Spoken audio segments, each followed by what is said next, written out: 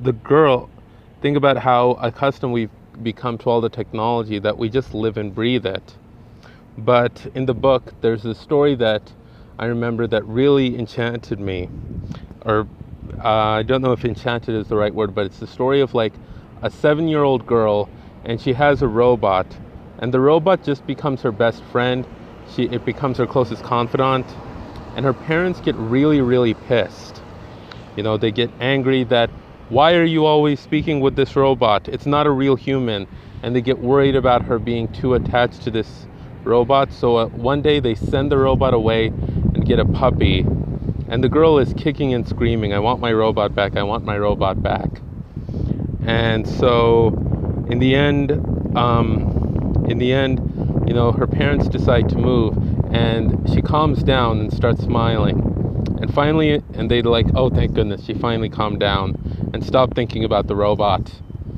And finally, when they get in the car ready to move, she's like, Mom, Dad, I know why we're really going.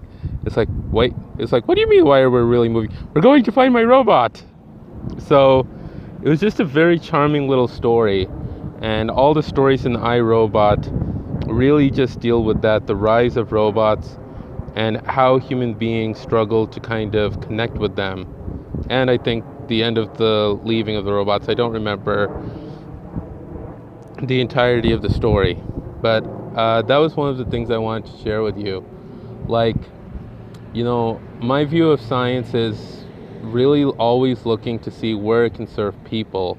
What is human beings' relationship, and, you know, how can we as human beings really make a difference in the science that we produce, in the things that we learn, and how can we use the furthering of our knowledge in service of others?